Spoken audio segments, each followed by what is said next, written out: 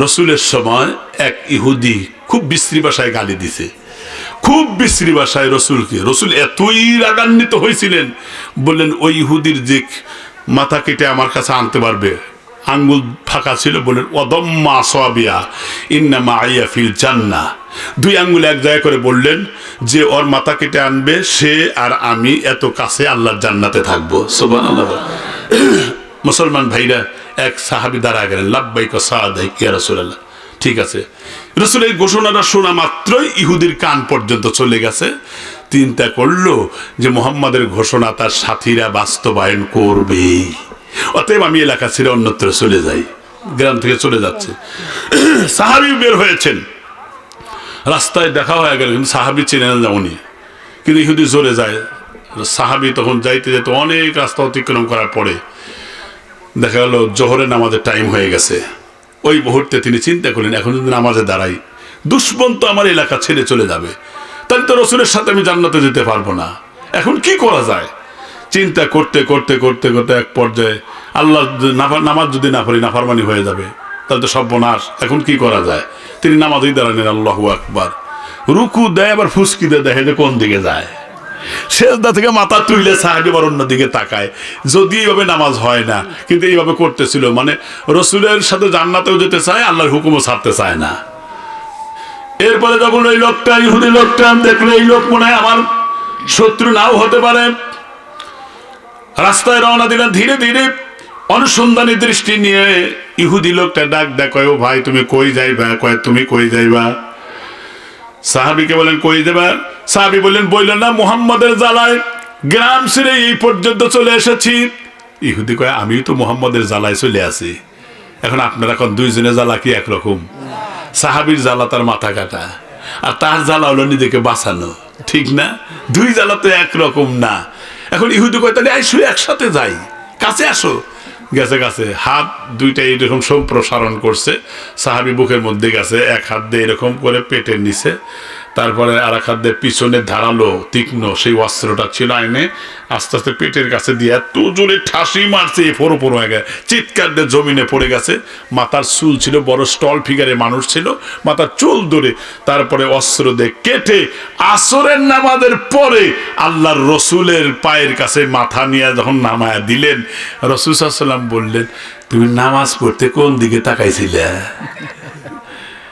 তিনি তো অ্যাস্টনিশ হয়ে গেছে, এত দূর রসুলের বাড়ির থেকে, আর যে জায়গায় রসুল জানলো কেমনি, এটা খুব টেনশন আছেন। সাহাবীকে বললেন, সাহাবী তুমি আমার ভালোবাসাও ছাড়ো না, আল্লাহর হুকুমও ছাড়ো না, তোমার মন নামাজ তোমার যেভাবেই হোক, তোমার মনের টেন্ডেন্সি ভিউটা আল্লাহর কাছে খুব পছন্দ হয়েছে, তুমি এখানে আসার আগেই জিবরাইলের মাধ্যমে সব তথ্য আল্লাহ তাআলা আমাকে জানায় দিয়েছেন। সুবহানাল্লাহ। ভালোবাসা তো আছে, ঠিক কিনা? তাহলে তিনি ঘোষণা পাওয়া মাত্রই শত্রু শায়েস্তা করলো। আর আজকে আমাদের সামনেই এখন যত কথাই বলি, ধরেন আপনারা মাহফিলে তো অনেকে বলে, ঠিক আছে এগিয়ে চলেন আমরা আছি সাথে, হ্যাঁ, তারপরে খুব কথা বলে, কিন্তু যদি এক গাড়িরে আবার পুলিশ আইসে, তাহলে জুতা থেকে কিন্তু দৌড়ায়, মলবি মরগা তুমি গোল্লায় যাওয়া, ঠিক কিনা ধরে কন? কিন্তু এটা তো ইমানদারের পরিচয় না। মুসলমান ভাইরা, আবার ছোট্ট একটা কথা মনে পড়ে গেল, রাগ করতেছেন না তো? বশির বিন তালহা রাদিয়াল্লাহু, বরা বিন তালহা রাদিয়াল্লাহু তাআলা আনহু, সাহাবী বরা রাদিয়াল্লাহু তাআলা আনহু একজন শিশু সন্তান, রাসূলের কাছে বারবার আসে, কথাটা খুবই মজার, বারবার আসে, রাসূলকে জড়িয়ে ধরে, রাসূলকে আদর করে, রাসূলের দাড়ি হাতায়, রাসূলের শরীর হাতায়। নবীজি বুকের মধ্যে জড়িয়ে ধরলেন আর বললেন, কি হয়েছে তোমার বলো? ডাক দিয়ে বলেন, ওগো আল্লাহর পয়গম্বর, আপনার কাছে আমরা আসি, মাঝে মধ্যেই আসি, কারণ এমনও দুদিন যায় যে আমাদের বাড়িতে চুলায় আগুন জ্বলে না, না খেয়ে থাকে, আম্মাও না খাওয়া, আমিও না খাওয়া, আব্বাও না খাওয়া। কিন্তু আল্লাহর কসম করে বলি, যেই মাত্র আমরা আপনার নবুয়তের দরবারে আসি, আল্লাহর কসম আমাদের মধ্যে আর কোনো ক্ষুধা থাকে না। নবীজি কপালে চুমো দিলেন, বললেন তুমি বারবার আসবে? কয় ঠিক আছে আসবো।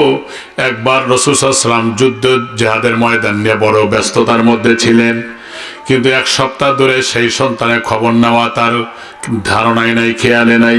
এক সপ্তাহ পরে তালহাকে জিজ্ঞেস করলেন, আমার সেই বড়ার খবরটা কি, যারে নবী অত্যন্ত স্নেহ করতেন, কোথায় গেল? বললেন, ওগো আল্লাহর পয়গম্বর চূড়ান্ত পর্যায়ে অসুস্থ হয়ে আছেন তিনি, এতই অসুস্থ, কখনো হুশ আবার কখনো বেহুশ। আমারে বলো নাই কেন? ডাক দেয়া বলেন, ওগো আল্লাহর পয়গম্বর, বলি নাই এর জন্য আমার সন্তানকে আপনি অত্যন্ত ভালোবাসেন, আর আমি যদি আমার সন্তানের অসুস্থতার কথা বলি আপনার মনে কষ্ট পাবেন, আপনি এতটুকু কষ্ট পান এটাও আমি চাই না। ধরে কোন সুবহানাল্লাহ। মুসলমান ভাইরা আমার কথাটা ভালো করে বুঝবেন। এরপরে যখন বিশ্বনবী বললেন, আগামীকালকে তোমার বাড়িতে তোমার সন্তানকে দেখতে আসতেছি, তুমি যাও। পরের দিন আল্লাহ রসুল বড় বড় সাহাবীদেরকে নিয়ে গেলেন, বাড়ির বাইরে থেকে আহ্বান করলেন, আমি কি এখন আসতে পারি নাকি? আওয়াজ দিলেন, ঠিক আছে, ভিতরে প্রবেশ করেন।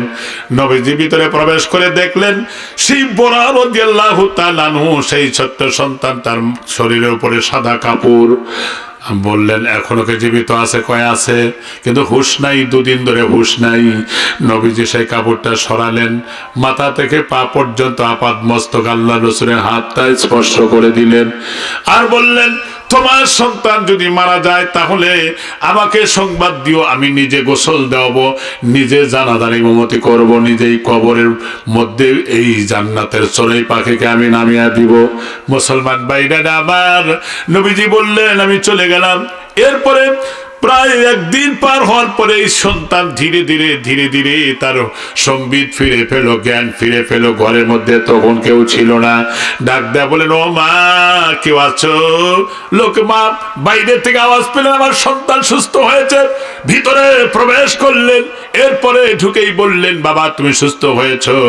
কয়, আগে বলো এই ঘরের মধ্যে এত সুঘ্রাণ কেন? বলো, এই ঘরে তো কখনো এত সুঘ্রাণ ছিল না, আজকে এত সুঘ্রাণ কিসের? ডাকতে বলেন, ছেলে রে, এই ঘরের মধ্যে বিশ্ব নবী এসেছিলেন তোমারে দেখতে। কয়, নবীজি কি কিছু বলে গেছে নাকি? কয়, হ্যাঁ বলে গেছে। কি বলে গেছে?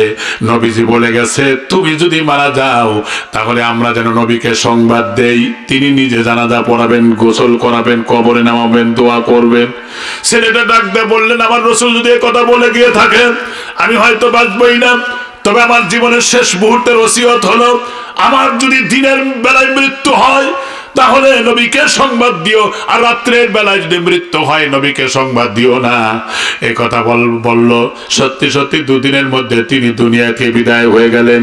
আবার এক সপ্তাহ পরে আল্লাহ রসুল ডাকতে বললেন, সাহাবী তালহারে, তোমার সেই সন্তানের অবস্থা কেমন বলো? ডাকতে বললেন, ওগো আল্লাহর পয়গম্বর, আমার সেই সন্তান তো মারা গেছে, কয়েকদিন আগে মারা গেছে। নবী তখন কেঁদে ফেললেন, হাত্তাইয়া বললেন হাইয়ুন, কানতে কানতে চোখের পানিটা দাড়ির উপরে পড়ে ভিজে যাচ্ছিল। আমারে বলো নাই কেন? আমি না বলেছিলাম। সাহাবী ডাকতে বললেন, ও আল্লাহর রাসূল, আমি তো বলতে চেয়েছিলাম আমার সন্তান আমারে ওসিয়ত করেছে, রাত্রি বেলায় যদি আমার মৃত্যু হয় নবীকে সংবাদ দিও না। আমি জিজ্ঞাসা করেছিলাম কেন দিব না?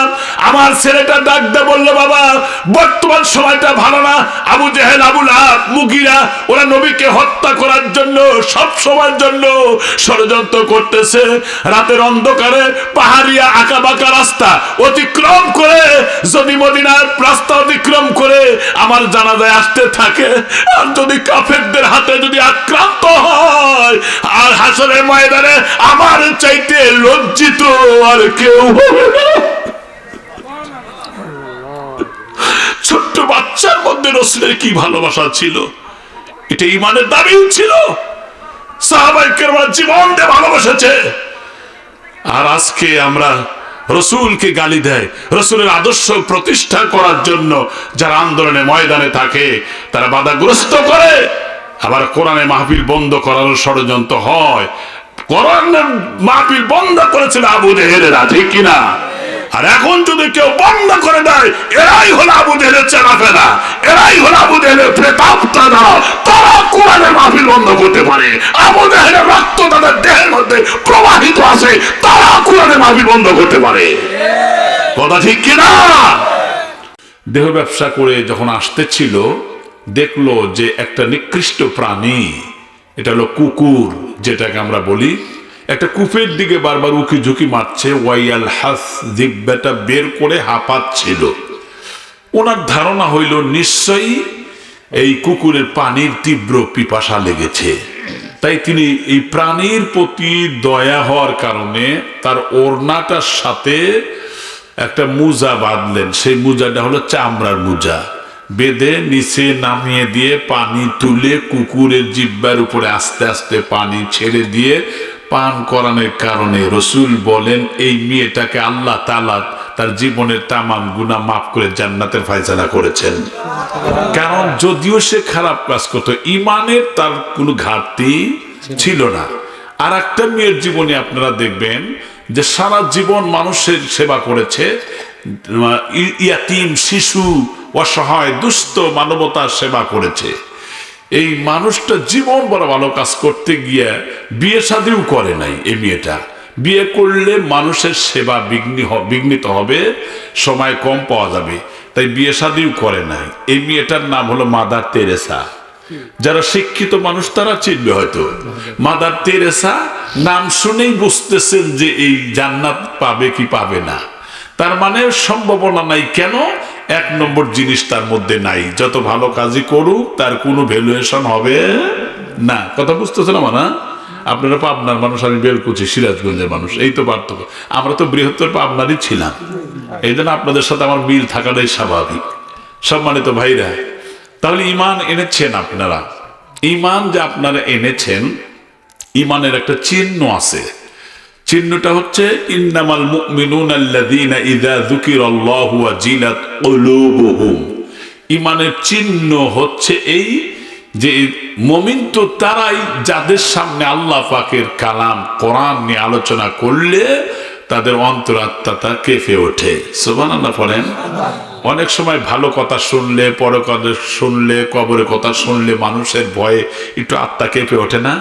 আপনারা শুনে আশ্চর্য হবেন যে নবী করিম সাল্লাল্লাহু আলাইহি ওয়াসাল্লাম বলেছেন, যখন কোনো মানুষের আল্লাহর ভয়ে শরীরটা কম্পিত হয় বসন্তের সময়, যেমন মেহগনি গাছ আপনারা চিনেন নিশ্চয়ই, অন্যান্য গাছ, মেহগনি গাছ পাতা বদলায়, ন্যাড়া হয়ে যায়, বাতাস আসলেই ঝরঝর করে পাতাগুলো পড়ে ছাপ হয়ে যায়। রসুল বলেছেন বসন্তের সময় গাছের পাতা যেমন ঝরিয়ে পড়ে যায়, যাদের আল্লাহর ভয়ে দিলটা প্রকম্পিত হয় তার জীবন থেকে গুনাহগুলো ঝরে পড়ে ছাপ হয়ে যায়। সুবহানাল্লাহ, এটা বাস্তব সত্য, রসুলের হাদিস।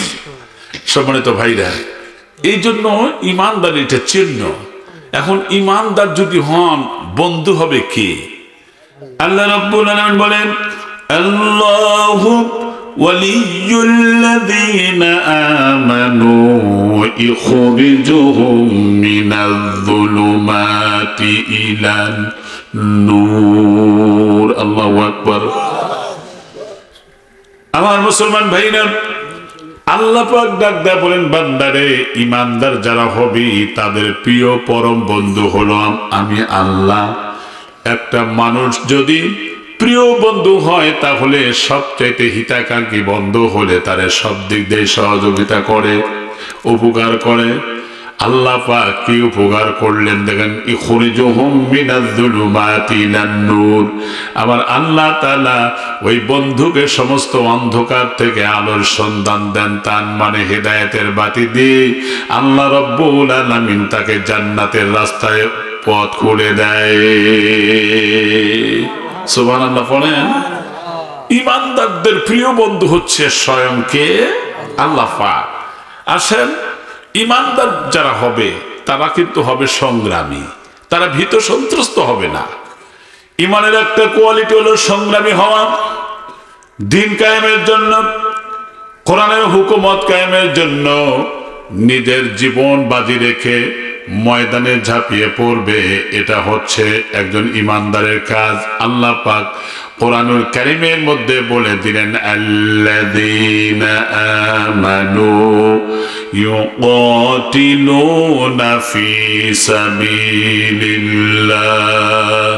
ঈমানদার যারা হবে তারা আল্লাহর পথে সংগ্রাম করবে, তারা যুদ্ধ করবে। এই সংগ্রাম করতে গেলে তার সামনে বাধা আসবে, ঠিক না? রসুলের পথে কি বাধা আসে নাই? রসুলের চাইতে কি ভালো মানুষ আরো আছে?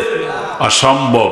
কিন্তু সেই বিশ্ব মানবতার প্রেমিক সেই মানুষটা যিনি গুনাহগার উম্মতের জন্য শাফিউল মাজনাবিন, এই মানুষটার চাইতে যিনি আল্লাহ কর্তৃক নির্বাচিত একজন মানুষ, যিনি নিড অ্যান্ড ক্লিন, যিনি ফ্রেশ এবং পরিচ্ছন্ন, যার আগেও গুনাহ নাই পরেও গুনাহ নাই, আল আম্বিয়া মাসুম, নবী রাসূল হচ্ছে নিষ্পাপ, এই মানুষটাকে নিয়েও ষড়যন্ত্র করেছে। এরকম ইতিহাস আছে না নাই? আছে। রাসূলকে নিয়ে মিটিংই করছে।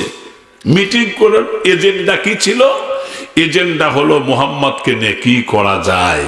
কারণ এই লোকের কাছে যত মানুষ যায় সব ছাড়ে, কিন্তু তার ভালোবাসা ছাড়ে না। এটা তো ইমানদারির পরিচয়। তো এই লোকটার কাছে কি করা যায়? এখন ওরা যে মিটিং বসছে, আইনও করছে, এই আইনটা আল্লাহ কোরআনে তুলে ধরছেন। সুবহানাল্লাহ বলেন। আইন তুলে ধরলেন কেন? কারণ আবু জেহেলও চিরদিন বাঁচবে না, নবীও চিরদিন পৃথিবীতে থাকবে না, কিন্তু নবীর ওয়ারিস যারা, ওলামায়ে কেরাম যারা, তারা তো থাকবে। পৃথিবী যত দিন আছে ইমানদাররা থাকবে। আবু জেহেল না থাকলেও আবু জেহেলের অনুসারী প্রেতাত্মারা থাকবে। তাহলে আবু জেহেল যে ধরনের আচরণ, যে ধরনের অ্যাটিটিউড, যে ধরনের মেন্টালিটি, যে ধরনের ডিলিংস দেখিয়েছিল, সেই ধরনের আচরণ ভবিষ্যতেও করবে। এর থেকে শিক্ষা নেওয়ার জন্যই আল্লাহ কোরআনের মধ্যে আইনটা তুলে ধরেছেন। সুবহানাল্লাহ। আল্লাহ রাব্বুল আলামিন বলেন, وَإِذْ يَمْكُرُ بِكَ الَّذِينَ كَفَرُوا لِيُثْبِتُوكَ أَوْ يَقْتُلُوكَ أَوْ يُخْرِجُوكَ وَيَمْكُرُونَ وَيَمْكُرُ اللَّهُ وَاللَّهُ خَيْرُ الْمَاكِرِينَ। আল্লাহু আকবার বলেন। মুসলমান ভাইরা আমার কথাগুলো ভালো করে বুঝবেন। আল্লাহ পাক বলতেন, হে নবী, আপনার বিরুদ্ধে ওরা ষড়যন্ত্রের জাল প্রণয়ন করছে। ওরা কি ধরনের ষড়যন্ত্র ওরা আইন করতেছে কিভাবে দেখেন। আমেরিকায় যে জায়গায় আইন পাস হয় সেই জায়গার নাম হলো হোয়াইট হাউস। ভারতের যেখানে আইন পাস হয় লোকসভা, বাংলাদেশে আইন পাস হয় জাতীয় সংসদে, ঠিক কিনা? আবু জেহেলের এই ধরনের একটা জাতীয় সংসদ ছিল, সেটা হলো দারুন নদওয়া। সেখান থেকেই তোরা আইন করলো। আইন করতে গিয়ে পরামর্শ করতেছে। ওই মুহূর্তে একজন ডাক দেয়, বলে মুহাম্মদকে নিয়ে কি করা যায়। একজন তখন ঘোষণা করে ফেললো, মুহাম্মদকে নিয়ে কি করতে চাও? লিইসবিতুকা, মুহাম্মদকে জেলের মধ্যে বন্দী করো। এখন আপনারাই বলেন, মুহাম্মদ সাল্লাল্লাহু আলাইহি ওয়াসাল্লাম অপরাধী না নিরপরাধী? নিরপরাধী। তাহলে বোঝা গেল এখন যাদের মামলা দেয়, জেল খাটায় অনেক মানুষ, সব কি অপরাধ করেই যায় না নিরপরাধ? তাহলে নিরপরাধ মানুষকে জেলে ঢুকানো এটা আবু জেহেলের কাজ। এখন যারা করবে তারাও তাদের খালাতো ভাই, ফুফাতো শালা না। আমি কিন্তু আপনাদের কারো শত্রু না। আগে আমার ভুল ধরবেন, তারপর আমার গাল দেন, আর যা করেন করেন। আপনারা তো সবাই, আমি একা। এটা তাফসীর ইবনে কাসিরটা পড়ে দেখেন, সূরা আনফালের 31 নম্বর আয়াত। তাফসীর ইবনে কাসির সূরা, এটা হলো 31 নম্বর আয়াত। এটা আপনার তাফসীরটা একটু পড়ে দেখেন, বাংলায় লেখা আছে, শানে নুজুল আছে, সবগুলো আমি কথাটা বলাটা মিল আছে কিনা ভাইরা। তাহলে বোঝা গেল নিরপরাধ মানুষকে জেলে দিতে যখন চাইলো, আরো একজন ডাক দিয়ে বললো, না জেলে দিও না। কেন? মুহাম্মদকে যদি জেলে দাও তাহলে আগের থেকে যত মানুষ জেলে আছে, তাহলে মুহাম্মাদের যে সুন্দর আচরণ, এটা বিশ্বাস করে তারা। এত সুন্দর ভদ্রতা, সভ্যতা, এত সুন্দর তার আচরণ, যিনি প্রতিশোধে বিশ্বাসী নয়। সুতরাং এই মানুষটাকে জেলে ঢুকাইলে আগের থেকে যত মানুষ জেলে আছে সবগুলো সব আল্লাহ হয়ে যাবে। সুবহানাল্লাহ বলেন। কারণ দেখি স্বর্গে গেলেও বাড়াই বানে। আমার বন্ধুগণ, এই পুন পুন করে না, ইকো বাদ দিয়ে দিও, সমস্যা নেই। আমার বন্ধুগণ, সেজন্য আমি আপনাদের সামনে বলতে চাই, ওনারা বলতেছে না জেলে বন্দি করো না। কয় তাহলে কি করব? কয় তাহলে একটা কাজ করো। কি? আও ইখরিজুক, তাকে এই দেশ থেকে বের করে দাও। আচ্ছা বলেন তো, রাসূলের কি কোনো অপরাধ আছে? যে তাকে দেশ থেকে দেশান্তরিত করতে চাইল। এই ঘোষণাটা আল্লাহ বলছেন, ওয়াকালাল্লাযীনা কাফারু লানুখরিজান্নাকুম মিন আরদিনা। কাফেররা বলেছিল, মুহাম্মদ তুমি যদি কালেমার দাওয়াত বন্ধ না করো তাহলে ঘাট ধরে এই জমিন থেকে বের করে দেব। নাউযুবিল্লাহ পড়েন। আওলা তাউদুন্না ফি মিল্লাতিনা, যদি আমাদের ধর্মে যদি আমাদের মূর্তির পক্ষে না আসো তাহলে তোমাদেরকে শেষ করে দেওয়া হবে, আউট করে দেওয়া হবে। নবী সাল্লাল্লাহু আলাইহি ওয়াসাল্লাম তখন এই কথা শুনে মনক্ষুণ্ণ হলেন। ইমানদারদের তো জমিনে বসবাস করার অধিকার বেশি, কিন্তু ইমানকে উৎখাত করতে চায়, তাহলে এখন কি করা যায়? আল্লাহ সিদ্ধান্ত দিলেন, ফাআউহা ইলাইহিম রাব্বুহুম লানুহলিকান্নায-যালিমিন। আল্লাহ পাক বলেন, ওহী দিয়া জানায় দিলেন, হাবিব আপনার চিন্তা নাই, পেরেশান হবেন না, আমি ওহী দিয়া জানায় দিলাম, লানুহলিকান্নায-যালিমিন। আমি দাওয়াতি কাজ আপনি চালায় যান, বরং জালেমদেরকে শায়েস্তা করার দায়িত্ব আমি আল্লাহ নিজে নিয়ে নিলাম। তার প্রমাণ আপনি দেখেন, নমরুদের মতো এত বড় জালেম খোদাদ্রোহী, পৃথিবীতে এত বড় শক্তিশালী ক্ষমতাধর রাষ্ট্রপতি ছিল, যিনি খোদায় দাবি করেছিল। আমার মুসলমান ভাইরা, মুসা আলাইহিস সালাম তিনি দিন প্রতিষ্ঠান আন্দোলনে যখন শরীক হয়েছিলেন, তার বিরুদ্ধে ষড়যন্ত্র হলো, এমনকি তাকে শেষ করে দেওয়ার জন্য যখন তিন দিক থেকে হাজার হাজার লক্ষ লক্ষ লোকের আসতেছিল অস্ত্র নিয়ে, নবী মুসা আলাইহিস সালাম ঘোষণা দিলেন, চলো আমাদের হিজরত করতে হবে। এরপরে দরিয়া সমুদ্রের সামনে গিয়ে হাজির হয়ে গেলেন, যেখানে শক্তিশালী ইমানদারও ছিল আবার দুর্বল ইমানদারও ছিল। যারা দুর্বল ইমানদার তারা বলা শুরু করলো, ফালাম্মা তারাআল জামআন ক্বালা আসহাবু মূসা ইন্না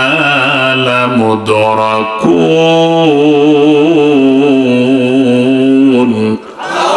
তারা বলতে লাগলো, কি ও মূসা, ফিরআউন তো তিন দিক থেকে আমরা বেষ্টিত হয়ে যাচ্ছি, সামনে তো বিক্ষুব্ধ তরঙ্গমালা নদীর মধ্যে আশ্রে পড়তেছে, এর মধ্যে চলে গেলে তো আমরা শেষ হয়ে যাব। এই দুর্বল ইমানদারের মুখ থেকে এই কথা যখন প্রকাশ হয়ে গেল, মুসা নবী সান্ত্বনা দিলেন কর্মী বাহিনীকে, যেমন নেতা তার কর্মীকে সান্ত্বনা দেন। কি সান্ত্বনা? কাল্লা না, কাল্লা লা ইন্না মাইয়া রাব্বি সাইয়াহদিন। কোন টেনশন নাই, চিন্তা নাই, পেরেশান হওয়ার কোন সুযোগ নাই, মালিক আছে, তিনি রাস্তা দেখাবেন। সুবহানাল্লাহ বলেন। মালিক কে বলেন তো? আল্লাহ রাব্বুল আলামিন বলেন, ফাআওহাইনা ইলা মূসা আনিদরিব বিআসাকাল বাহর।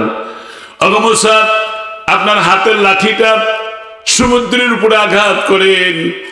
আল্লাহ পাকের নির্দেশ দিলেন, লাঠি একটা আঘাত দিলেন, যেই টুকায় আঘাত লেগেছে সেই টুকায় তো পানি ফিরে যাওয়ার কথা, আর একটাই তো রাস্তা হওয়ার কথা। আঘাত দিলেন একটা, রাস্তা তৈরি হয়ে গেল 12টা। জোরে বলেন সুবহানাল্লাহ। কারণ 12 গোত্রের সমস্ত লোকেরা, যার যার গোত্রের লোকেরা এক একটা লাইন দিয়ে পানি যখন পৃথক হয়ে গেল, এই রাস্তা দিয়ে পার হয়ে গেলেন। ফেরাউন দেখলো এই রাস্তা এখনো বন্ধ হয় না, এখান দিয়ে আমরা যাই। লক্ষ লক্ষ কাফের বেঈমানেরা যখন মাঝ সমুদ্রে চলে গেল, আল্লাহ পাক পানিকে হুকুম দিলেন একাকার হয়ে যা। একাকার হয়ে গেল, গোষ্ঠী সুদ্ধা ইতিহাসে রাস্তা করে নিক্ষিপ্ত হয়ে গেল। পানি খায় আর টেপা মাছের মতো ফলে আর বলে, আমি মুসার আল্লাহর প্রতি ঈমান আনলাম। আমার আল্লাহ তাআলা ডাক দেয়া বলেন, ঠেলায় পড়ে বাবাজি, এখন আর তোমার ঈমানটা আমি আল্লাহ গ্রহণ করব না। ঠিক না? সেই ফেরাউনের মতো শক্তিকে শায়েস্তা করছেন কে? আল্লাহ। যত শক্তিশালী হোক না কেন, পতনের যে একটা ফুটা থাকে ওটা বন্ধ হয়। দুনিয়াতে বেশি বাহাদুরি করা ভালো না। বাঘ হচ্ছে বনের রাজা, সিংহ। বাঘ, রয়্যাল বেঙ্গল টাইগার, আক্রমণের শিকার হয় কিভাবে ধরে, প্রাণী জগৎ যারা দেখেছেন। কিন্তু এত বড় বাঘও কিন্তু হায়নারাও শিকার করে, ঠিক কিনা? একদিন দেখলাম ফেসবুকে বড় একটা বিষাক্ত বিষধর সাপ বল্লা ধরছে এমন ভাবে এখন মরতেছে এইরকম করে গড়ায়। তোমার এত ক্ষমতা, বল্লা ঠেলাই অস্থির, ঠিক কিনা? নমরুদের এত ক্ষমতা, মাত্র আল্লাহ সেনাবাহিনীর দরকার হয় নাই, মাত্র একটা ল্যাংড়া মশা দিয়ে জুতা পেটা করে থেকে বিদায় করে দিয়েছে। কথা ঠিক কিনা? সেই আল্লাহ আছে না নাই? আছে না? একটু বুড়াটো রয়েছে নাকি? নাউজুবিল্লাহ। আল্লাহ তো আল্লাহর কোয়ালিটি আল্লাহ, সুবহানাল্লাহ। তার কোনো দুর্বলতা নাই, তার খাওয়া লাগে না, আল্লাহর কোয়ালিটি ভিন্ন। এই জন্য ইমানদারেরা টেনশনও করবেন না, চিন্তাও করবেন না, ইমানের পথেও অবিচল থাকেন, আল্লাহর কাছে দোয়া করেন, পথ দেখাবেন আমার আল্লাহ। কিন্তু আগে তো ইমানের দাবি পূরণ করতে হবে, তাই না? আচ্ছা, ইমানের দাবি পূরণ করতে গেলে কিন্তু এখানে জীবনের সবচেয়ে বেশি ভালোবাসতে হবে কাকে? মুহাম্মাদুর রাসূলুল্লাহ। এই পথটা খুব খেয়াল করবেন। এই এখন যে কথাগুলো বলবো, রাসূল বলেছেন লা ইউমিনু আহাদুকুম হাত্তা কুনা হাব্বা ইলাইহি। ওই ব্যক্তি ইমানদার না যতক্ষণ পর্যন্ত সে তার বাবা, তার ভাই, তার সন্তানাদি সবকিছুর চাইতে আমি রাসূলকে বেশি ভালো না বাসবে, সে ইমানদার না। আরেকটা, রাসূল সাল্লাল্লাহু আলাইহি ওয়াসাল্লাম একবার এইরকম হাত ধরছেন ওমরের, আর পাশে আর একজন সাহাবী আর এক হাত ধরছেন।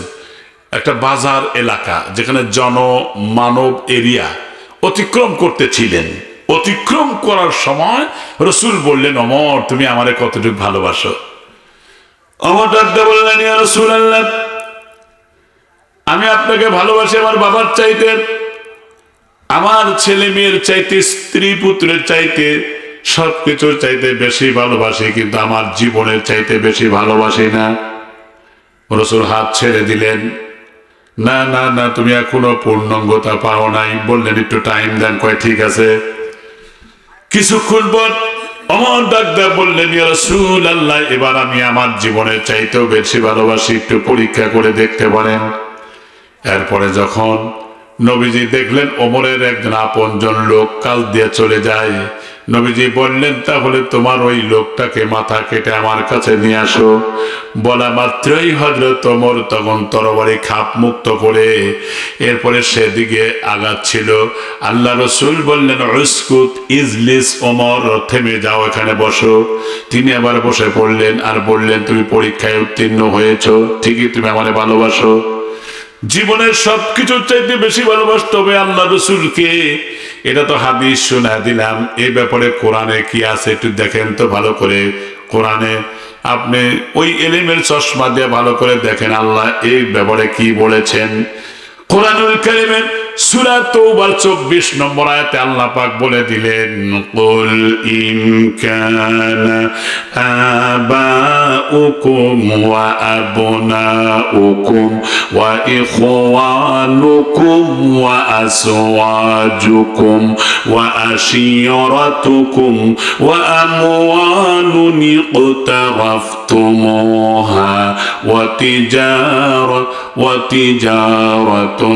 تخشون كسادها ومساكن ترضونها أحب إليكم من الله. الله أكبر. أحب إليكم من الله ورسوله وجهاد في سبيله فتربصوا حتى يأتي الله بأمره والله لا يهدي القوم الفاسقين. আল্লাহু আকবার বলেন। আল্লাহ পাক বলেন, হে নবী আপনি বলে দেন, তোমার বাবার চেয়ে, তোমার ছেলের চেয়ে, তোমার মেয়ের চেয়ে, তোমার ব্যবসা বাণিজ্যের চাইতে, তোমার ঘর দুয়ারের চাইতে, তোমার জমি জমার চাইতে, জমি মাপতে গিয়ে যদি এক হাত যদি জমি বাড়ায়া যায়, জমির মহব্বতে মানুষ খুনাখুনি পর্যন্ত করে, ঠিক কিনা? তাহলে জমির চাইতে, এমন যে ব্যবসার লস হওয়ার আশঙ্কা করে, ব্যবসার চাইতেও, দুনিয়ার সবকিছুর চাইতে যতক্ষণ পর্যন্ত তুমি আমি আল্লাহ আমার রসুল আর জিহাদ ফি সাবিলিল্লাহ তিনটা অপশনকে বেশি ভালো না বাঁধবে, অতক্ষণ পর্যন্ত তুমি ইমানদার না।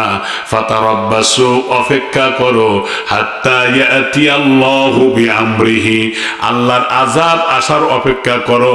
ওয়াল্লাহু লা ইয়াহদিল কওমাল ফাসিকিন। আল্লাহ পাক বলেন যতক্ষণ পর্যন্ত আমি আল্লাহ আমার রসুল আর জিহাদ ফি সাবিলিল্লাহকে বেশি ভালো না বাসবে, অতক্ষণ পর্যন্ত তুমি ঈমানের দাবিতে সত্যবাদী না।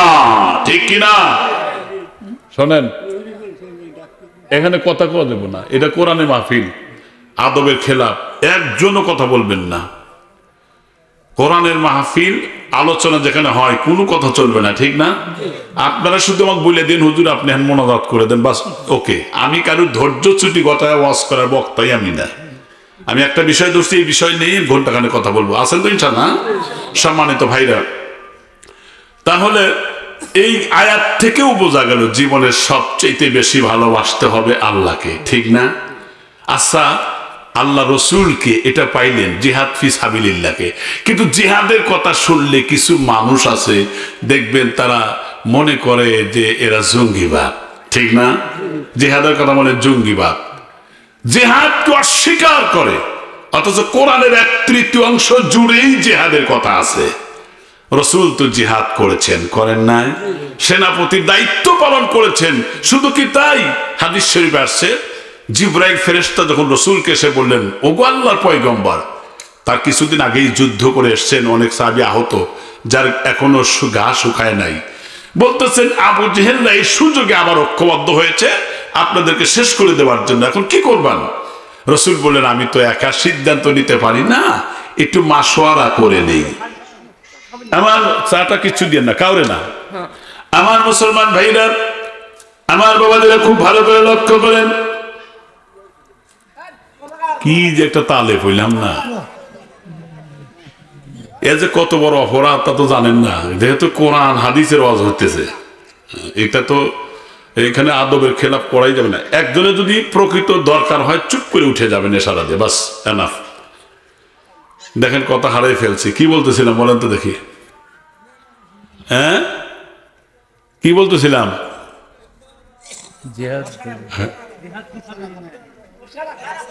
মশলা, হ্যাঁ, তো কিছু মানুষ শুনতেছে, সবাই যে শুনতেছে তা না, শুনতেছে। তো রসুল তো সাহাবীদেরকে ডাক দিলেন, ডাক দিয়ে বললেন এখন কাফেররা ঐক্যবদ্ধ হয়ে আসতেছে, এখন আমরা কি করব?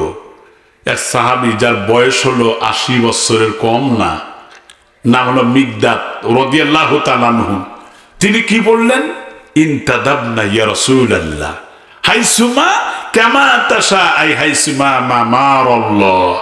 ওগো আল্লাহর নবী, আল্লাহর নির্দেশে আপনি যেদিকে নিয়ে যাবেন আমরা সেদিকেই যাব। সুবহানাল্লাহ। সুবহানাল্লাহ। ইন্না লানাকুলুকা কামা ক্বালা বানু ইসরাঈলা মূসা আযহাব আনতা রাব্বুকা ফাকাতিলা। মুসা আলাইহিস সালাম যেমন অনেক উম্মতকে বলেছিলেন চলো আমরা জিহাদের ময়দানে যাই, তখন তারা বলেছিলেন আযহাব আনতা রাব্বুকা, তুমি আর তোমার আল্লাহ যুদ্ধ করো, আমাদের ঠেকা পারে নাই। নাউযুবিল্লাহ পড়েন। কিন্তু আমার রাসূলের সাহাবী 80 বছর যার বয়স, সে বললেন বাল নাকুলু আনতা রাব্বুকা ফাকাতিলা ইন্না মাকুমা কাতিলুন। আপনি নির্দেশ দেন আল্লাহর হুকুমে যুদ্ধের ময়দানে যাব, প্রয়োজনে শহীদ হব। রাসূল বলেন কতক্ষণ? আইনুম মিন্না তাকাররাবা ইলাই, যতক্ষণ পর্যন্ত চোখের পাতা ওঠানামা করে অতক্ষণ পর্যন্ত যুদ্ধের ময়দান ছেড়ে দেব না। সুবহানাল্লাহ বলেন। বয়স কত? 80। বয়স 80 বছরের ইসলামী আন্দোলনের পথ থেকে একটুকু বিচ্যুত হয় নাই। সুবহানাল্লাহ বলেন। রাসূল বলেন তোমাদের যদি মনের অবস্থা এইরকমই হয়, কুমু বিনা ইলাল জান্নাহ, জান্নাতের জন্য দাঁড়ায় যাও। যে জান্নাতের বিশালতা সম্পর্কে বলেন আরদুহা কাআরদিস সামাওয়াতি ওয়াল আরদ, আকাশ আর জমিন সমতুল্য বিশাল বিস্তীর্ণ জান্নাতের অধিকারী হয়ে যাও। এক সাহাবী বলেন বাহ বাহ, মানে এর মুহাল্লিয়াত অর্থ হচ্ছে কি চমৎকার আশ্চর্য কথা। রাসূল বললেন লিমা বাহ বাহ, কেন বললা? বললেন হুজুর আপনি যখন ওই জান্নাতের কথা বললেন আমার মন চাইল ওই জান্নাতের অধিকারী হয়ে যায়। রাসূল তাকে ইন্ডিকেট করে বললেন ইন্নাকা মিন আহলিল জান্নাহ, বেশক তুমি আল্লাহর জান্নাতের অধিকারী হয়ে যাবে। সুবহানাল্লাহ বলেন। যুদ্ধের ময়দানে চলে গেলেন, যুদ্ধ শুরু হয়ে গেছে, কিন্তু সারাদিন পর্যন্ত তিনি খান নাই। পকেটের মধ্যে হাদিয়ার শুকনো খেজুর ছিল। চিন্তা করলেন দৌড়াতে গেলে, তরবারি চালাতে গেলে তো শক্তির দরকার, সেই জন্য শক্তি সঞ্চয় করবার জন্য পকেট থেকে খেজুরটা বের করলেন। যখন মুখের দিকে নিতেছিলেন তিনি চিন্তা করলেন মুখে না দিয়ে ইন্নাহু হায়াতান তাওয়িলা, এই খেজুর খাইতে দীর্ঘ সময়ের দরকার, এত সময় আমি নেব না। ফারমা বিহিন্না ফি ইয়াদিহি, তার হাতের মধ্যে যে খেজুরটা ছিল দূরে ছুঁড়ে মারলো। যাদের ময়দানে গিয়ে অনেকগুলো কাফের বেঈমানকে দুনিয়া থেকে বিদায় করে দিয়ে জাহান্নামের টিকিট করে দিয়ে তিনি আল্লাহর জান্নাতের সঙ্গী হয়ে আল্লাহর জান্নাতে চলে গেলেন। এই যুবকেরা, 80 বছর একজন সাহাবী, তিনিও যুদ্ধের ময়দানে লড়বার জন্য কি দৃঢ় প্রতিজ্ঞ ছিল, দৃঢ় প্রত্যয় ব্যক্ত করেছিলেন।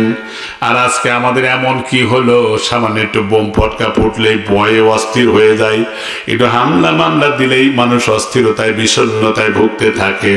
কিন্তু মুসলমান ভাইরা, ইসলামের পূর্ব ইতিহাসগুলো আপনি খুলে দেখেন, হাদিসগুলো খুলে দেখেন, জীবন্ত মানুষগুলোকে মাজা পর্যন্ত গর্ত করে ফাইদ আলা রাসি সুম্মা ইউতা বিল মিনসার, তাজা মানুষের মাথার উপরে যখন লোহার করাত দিয়ে সুম্মা ইয়াশুকুস নাইন, তাজা মানুষটাকে দ্বিখণ্ডিত করে দিয়েছে। ওয়ামা ইয়াসুদ্দুহু যালিকা আন দীনি, এরপরেও তারা দিন থেকে এক চুলও পিছনে সরে দাঁড়ায় নাই। মুসলমান ভাইরা আমার, তাহলে জীবনের সবচেয়ে বেশি ভালোবাসতে হবে আল্লাহ আল্লাহ রসুলকে। মনে আছে তো আপনাদের? একটা দৃষ্টান্ত দিলে সহজে বুঝবেন। ধরেন আপনার স্ত্রী, আপনার বেচেলার একজন কন্যা, যার বিবাহ হয় নাই, অবিবাহিতা, এই আপনার বউ, বাংলা কথা বললাম, আপনার মেয়ে আপনার অনুমতি নিয়ে আত্মীয় বাড়ি যাচ্ছে, আধা ঘন্টা আগে বাড়ির থেকে বের হয়ে গেছে। এখন আধা ঘন্টা পরে গ্রামের একজন যুবক এসে বলতেছেন, ভাই আপনার সর্বনাশ হয়ে গেছে। কয় কেন? কয় আপনার স্ত্রী আর আপনার কন্যা কোথায়? বললেন তারা তো আত্মীয় বাড়ি গেছে। ডাক দিয়ে বললেন খবর রাখেন না, রাস্তার ভিতরে বখাটে যুবকেরা ধরে সম্ভ্রম লুণ্ঠন করেছে। কয় কে? কয় অমুক অমুক অমুকে। বলেন তো নিজের স্ত্রী আর নিজের কন্যার ইজ্জত হানি হওয়ার পরে সম্ভ্রম লুণ্ঠিত হওয়ার কারণে ভিতরে কি প্রতিশোধের আগুন জ্বলবে না জ্বলবে না? জ্বলবে। মানে কি? সে যদি শক্তিশালী হয়, আপনি যদি দুর্বল হন, অন্তত জান বাজি রেখে হলে তার প্রতিশোধ নেওয়ার জন্য চেষ্টা করবেন। ঠিক না বা ঠিক? কারণ আল্লাহ তো বলেছেন তোমার বাবার চেয়ে, তোমার মায়ের চেয়ে, তোমার ছেলের চেয়ে, তোমার বিয়ের চেয়ে, ব্যবসা বাণিজ্যের চেয়ে, দুনিয়ার সম্পদের চাইতে, ঘর দুয়ারের চাইতে বেশি ভালোবাসতে হবে আল্লাহ আল্লাহ রসুলকে। তাহলে যতক্ষণ পর্যন্ত এই ভালোবাসা অর্জিত না হবে, ততক্ষণ পর্যন্ত আপনি ইমানের দাবিতে সত্যবাদী হতে পারেন নাই। কিভাবে? দেখেন, আজ তো দেখা যায় নবীর বিরুদ্ধে কটূক্তি করে, তার চরিত্রের উপরে অপবাদ দেয়, ঠিক কিনা ধরে কোন? কিন্তু তারপরেও কিছু মুসলমান আছে তাদের অন্তরে প্রতিশোধের আগুন জ্বলে না। নিজের স্ত্রী আর কন্যার সম্ভ্রম লুণ্ঠিত হওয়ার কারণে যদি প্রতিশোধের আগুন জ্বলে, অথচ এদের চাইতে বেশি ভালোবাসতে হবে আমার রসুলকে। অথচ নবীর বিরুদ্ধে চরিত্রের উপর অপবাদ দিয়ে কথা বলে যারা ইমানদার তারা প্রতিবাদ জানায়, আর যারা বেঈমান নির্দেশ দিয়ে পুলিশ দিয়ে পিটায় রাস্তায় ছত্রভঙ্গ করে দেয়। ঠিক কিনা? বিশ্বাস করে ইসলাম ছাড়া, কোরআন ছাড়া কোন জাতি আগাতে পারে না। ঠিক কিনা? কোরআন ছাড়া, ইসলাম ছাড়া, নবীর আদর্শ ছাড়া যারা আগাতে চাবে তা তো তারা পিছিয়ে যাবে। আপনারা চিংড়ি মাছ তো চিনে না? ইসা মাছ আমি ছোটবেলায় মারতাম। আমাদের সিরাজগঞ্জে বের করছে, এটা খুইরা জাল কয়, বেওয়াল জালও কয়, খুইরা জালও কয়, 3 কানিওয়ালা। আপনারা কি কন? মুসি জাল। বুঝলেই তো হইল। এই জালটা আমার দোয়া দোয়া ইসা মারতাম। দেখেন, আমি ওই সময় দেখছি ইসে লাভ দেয় তত পিছনে এসে। ঠিক না? ইসে লাভ দেখলে আগায় যেতে পারে না। ইসে মাছ যত, চিংড়ি মাছ যত লাভ দেয় তত পিছিয়ে আসে। কোরআন ছাড়া, ইসলাম ছাড়া, নবীর আদর্শ ছাড়া কোন জাতি আগাতে সমাজে কি কখনো নিজেকে সেভ করে চলা সম্ভব? আপনারা দৃষ্টান্ত নিতে পারেন বাইম মাছ থেকে। আপনারা কি মাছ করেন? বাইম মাছ। ঠিকই তো আছে, আমার সাথে মিলি আছে। এই বাইম মাছ থাকে তো কাদার মধ্যে, ঠিক না? কিন্তু কাদা থেকে যখনই বের হয় মনে হয় বাইম মাছের শরীরে একটু কাদাও নাই, একদম পরিচ্ছন্ন। বাইম মাছ যদি কাদার মধ্যে থেকে তার শরীরটা কাদামুক্ত হতে পারে, হাজারো পাপ পঙ্কিল সমাজে আপনি যদি ইচ্ছা করেন তাকে অবলম্বন করে আপনি নিজেও গুণামুক্ত হতে পারবেন। এটাই হলো ইমানের দাবি। সুবহানাল্লাহ পড়েন। মানুষ কি যে বুঝবে। কালকে তো আমাদের এই লাইলাতুল মিন নিসফিশ শাবান গেছে।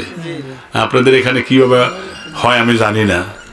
আমার ভাইরা, অন্যান্য দিনের তুলনায় অন্তত ওই দিন লোক বেশি হয়, মেলা বেশি হয়।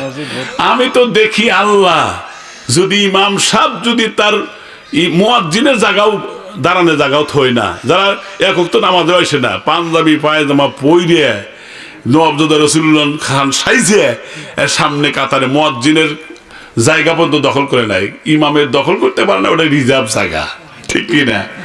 এত মানুষ হয়। আচ্ছা বলেন তো দেখি, বেতন আগে না বোনাস আগে? হ্যাঁ, বেতন। আপনি তো সরকারি চাকরি না করেন, বেতন না থাকলে পারে আপনাকে বোনাস দিবে?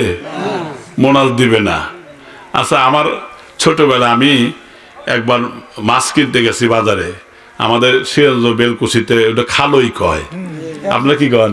খালই। তা তো বেয়াহি মিল আছে, দাওয়া থেকে খাওয়া যায়।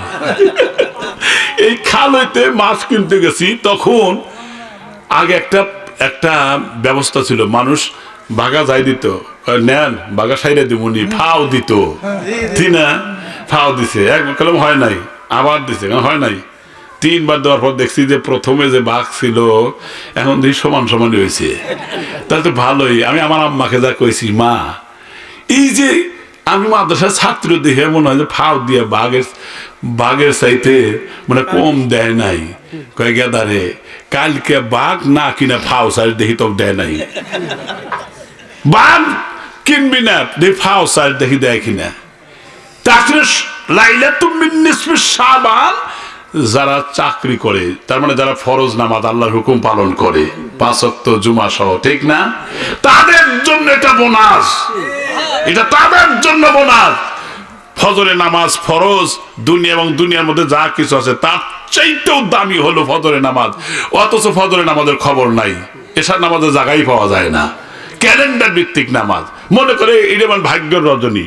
কিসের ভাগ্যের রজনী? এটা এর চাইতে হাজার হাজার লক্ষ লক্ষ গুণ বেশি যেই রাত্রির দাম, সেটা হলো শবে কদর। টেহা দিয়েও বসান যায় না তখন। আপনাদের এলাকায় কি আছে আমি জানি না, তখন আর লোক বসতে চায় না। ঈদাইন, লাইলাতুল ঈদাইন, 2 ঈদের রাতের মর্যাদা অনেক বেশি, সেখানে খবর নাই, ওইখানেও খবর নাই। জিলহজের অন্তত প্রথম যে 9টা 10টা রোজা, এক রোজা 2 বছরের গুনাহ মাফ। সুবহানাল্লাহ বলেন। সেখানেও কোনো খবর নাই। কিন্তু লাইলাতুল মিন নিসফিশ শাবান কিছু মানুষ আইছে এই যে রুটি আর এই খিচুড়ি আর হালুয়া, এই জিনিসগুলো খাওয়ার লক্ষ্যে। আবার দেখবেন এক মসজিদ থেকে আর এক মসজিদে দলে দলে যায়, আবার কবরস্থানে দলে দলে যায়। কোথায় পাইছেন আপনি এটা? হ্যাঁ, সহিহ হাদিস খোলেন তো আপনি দেখেন কোথায় পাইছেন আপনি। রাসূল সাল্লাল্লাহু আলাইহি ওয়াসাল্লাম কোন পদ্ধতিতে ইবাদত করেছেন? আমাদের আয়েশা যখন ঘরে পেলেন না, যায় দেখেন মসজিদে নববীতে দোয়া করতেছেন, কে দেখে বললেন আপনি এখানে? কয় আয়েশা, লাইলাতুল মিন নিসফিশ শাবান, এটা তো শাবানের মধ্যরাত, ফজিলতপূর্ণ রাত। আচ্ছা ঠিক আছে, রসুলকে ঘটা করে অনেক মানুষ নিয়ে কবরস্থানে গেছে, অনেক মানুষ ঘটা করে নিয়ে মসজিদে গিয়ে এরকম ইবাদত করছে, দেখছেন আপনারা? কোন হাদিস পড়ছেন? কোন মৌলবী সাহেব কইছে? কইলে আমার কাছে কন, আমি মৌলিক ধরবো। আমি আমার মুসলমান ভাইরা, তার মানে ইবাদত নিজের ইচ্ছা মতো হবে না। ইমানের দাবিটা হচ্ছে ইবাদত হতে হবে শরীয়তের নীতিমালার ভিত্তিতে। আর যে আদর্শ আর যে মডেল হচ্ছেন মুহাম্মদুর রাসূলুল্লাহ সাল্লাল্লাহু আলাইহি ওয়াসাল্লাম, আর তার বাইরে করবেন বেদাত হবে। প্রত্যেকটা বেদাত হতে পথভ্রষ্টতার শামিল। কি দিয়ে বুঝাবো মানুষকে? বুঝে আসেন আমার বন্ধুগণ। সম্মানিত ভাইরা আমার, রাগ করতেছেন না? তাহলে জীবনের সবচেয়ে বেশি ভালোবাসতে হবে মুহাম্মদুর রাসূলুল্লাহ। আচ্ছা, আপনারা আর একটা উদাহরণ দেই, আপনারাই বলেন নবীর উম্মতের মধ্যে সবচাইতে নরম আর রহম দিলের মানুষকে? সব বোঝে, ফাইন তো এরা মানুষ কম হইলে আমি খুশি হয়েছি, এখন এরা বোঝে ভালো। মুসলমান ভাইরা আমার, যিনি সবচাইতে নরম দিলের মানুষ তিনি আবু বকর। তিনি একবার রাস্তা দিয়ে হেঁটে যাচ্ছিলেন, একজন একটা ইহুদি স্কুল আছে, ইহুদিদের যে পাঠশালার পাশ দিয়ে যেতেছিলেন। তিনি তখন শুনতেছিলেন ইহুদিদের যে পণ্ডিত ছিল নাম হলো ফিনহাস। নাম কি বলেন তো দেখি? ফিনহাস। এই ফিনহাস বেচারা পড়াইতেছিল আল্লাহকে, বলতেছে হত দরিদ্র, চান্দা উত্তোলনকারী, ওই যে ইয়াকুনিদুল্লাহ করদান হাসানা, অর্থাৎ আল্লাহ রাস্তায় দান করলে কর্জে হাসানার সওয়াব আল্লাহ চাইছেন, ঠিক না? আবার নবীকে ফকিরের বাচ্চা সবচেয়ে হয়ে প্রতিপূর্ণ করে কথা বলতেছিল। এই কথাটা তিনি শুনতেছিলেন বাইরে থেকে। চিন্তা করলেন এখানে তো দাওয়াত দিতে হবে, শুধু নিজের জাহান্নাম থেকে বাঁচবো আর কাউরে বাঁচাবো না এমনটি তো না। আল্লাহ পাক কোরআনুল কারীমের সূরা তাহরিমের 6 নম্বর আয়াতে বলে দিলেন, ইয়া আইয়ুহাল্লাযীনা আমানু কু আনফুসাকুম ওয়া আহলিকুম নারা। এই ইমানদারগণ, তোমরা নিজেরা জাহান্নামের আগুন থেকে বাঁচো, আহলে আয়াল যারা আছে তাদেরকে বাঁচাও। ওয়াকুদুহান নাসু ওয়াল হিজারাতু আলাইহা মালাইকাতুন গিলাযুন শিদাদুল লা ইয়াসুনাল্লাহা মা আমারাহুম ওয়া ইয়াফআলুনা মা ইউমারুন। আল্লাহ পাক বলেন ওয়াকুদুহান নাস ওয়াল হিজারা, মানুষ আর পাথর জাহান্নামের আগুন ইন্ধন হবে। আল্লাহু আকবার। তার পাথর যদি আগুন ধরে যায় তার দাহিকা শক্তি আরো বেশি হবে, আমার ভাইরা বেশি শাস্তি পাইতে থাকবে। এইখানে যদি আমার এই ভাইয়ের সাথে আমি দুর্ব্যবহার করি তাহলে ভাইজান মন খুব খারাপ করবেন, কিন্তু আমি ভুলটা বুঝতে পেরে যদি তার হাত ধরে বলি ভাই আই এম সরি, আমি দুঃখিত, আমার ভুল হয়ে গেছে, এটা আমার ক্ষমা করে দেন, বলেন তো ক্ষমা করবেন কিনা? অবশ্যই করবেন। কিন্তু কবরের ভিতরে শাস্তি দেওয়ার দায়িত্বে যেই ফেরেশতা আছে গিলাদুন শিদাত, তারা হলো নির্মম আর কঠোর, তারা আল্লাহর হুকুম একটুকু ব্যতিক্রম ব্যথায় ঘটায় না। তাহলে ওখানে ফেরেশতাকে যদি হাত ধরে পায়ে জড়িয়ে ধরে বলেন আমার মাফ করে দেন, আমার এই ভুল আর হবে না, বলেন সেদিন কি মাফ করবে? অসম্ভব, মাফ করবে না। এই জন্য মুসলমান ভাইরা আমার, দুনিয়াটা খুবই স্বল্প সময়ের জন্য। রাসূল বলেছেন তাফসিরে মাযহারেতে আসছে দুনিয়া কলিল ফালিয়াদাকু ফিহা, দুনিয়া খুব কম সময়ের জন্য। মানুষ আনন্দ করে, ফুর্তি করে, ফেস্টিভ্যাল করে, কিন্তু না না করো না। ফাইদান কাতাতিদ দুনিয়া ওয়াসারু ইলাল্লাহ, যেদিন এই দুনিয়া ছেড়ে আল্লাহর সান্নিধ্যে চলে যাবে, ফাল ইয়াস্তাদিফুল বুকালা ইয়ানকাতু আবাদা, যেদিন তোমার কান্না শুরু হবে, জীবনে কখনোই কান্না বন্ধ হবে না। যে জীবনের শুরু আছে যার কোনো শেষ নাই। আল্লাহু আকবার। আম্মা জান আয়েশা সিদ্দিকা রাদিয়াল্লাহু তাআলা আনহা তিনি বলেন আমি রাসূলকে বলতে শুনেছি, ইয়াকুলু ইয়াহশুরুন নাস ইয়াউমাল কিয়ামা হুফাতান উরাতান গুরলান। আম্মা জান আয়েশা বলেন আল্লাহ রাসূলকে বলতে শুনেছি। কি শুনেছি? ইয়াকুলু ইয়াহশুরুন নাস ইয়াউমাল কিয়ামা, সেদিন হাসরের ময়দানে সমস্ত মানুষেরা উঠবে খালি পায়ে, উলঙ্গ অবস্থায়, খাতনাবিহীন অবস্থায় উঠবে। আম্মা জান আয়েশা বললেন আর রিজালু ওয়ান নিসাউ জামিআ, ওগো আল্লাহর পয়গম্বর, নারী আর পুরুষরা কি এইভাবে একত্রিত হয়ে উঠবে নাকি? বললেন হ্যাঁ হবে। আম্মা জান বললেন ইয়ানজুরু বা'দুহুম ইলা বা'দ, যদি একজন মানুষ আর একজন মানুষের যদি যৌনাঙ্গের দিকে তাকায় কি পরিস্থিতি হবে? ফাকালা রাসূলুল্লাহ সাল্লাল্লাহু আলাইহি ওয়াসাল্লাম আল্লাহর নবী বললেন, ইয়া আয়েশা আল আমরু আসাদ্দু মিন আইয়ানজুরা বাদুহুম ইলা বাদ। আয়েশা রে, ওই দিন একজন মানুষ আর একজন মানুষের দিকে তাকান তো দূরের কথা, ভয়ের কারণে ওদের চক্ষু স্থির হয়ে যাবে, ডানে বায়ে তাকাবার সাহস ওদের থাকবে না। মুসলমান ভাইরা, এটা তো হাদিস বললাম। আল্লাহ কোরআনে কি বললেন? ফাইদা বারিকাল বাসারু ওয়া খাশাফাল কমার ওয়া জুমিআশ শামসু ওয়াল কমার। আল্লাহ পাক বলেন, চাঁদ আর সূর্য আলো হারিয়ে ফেলবে।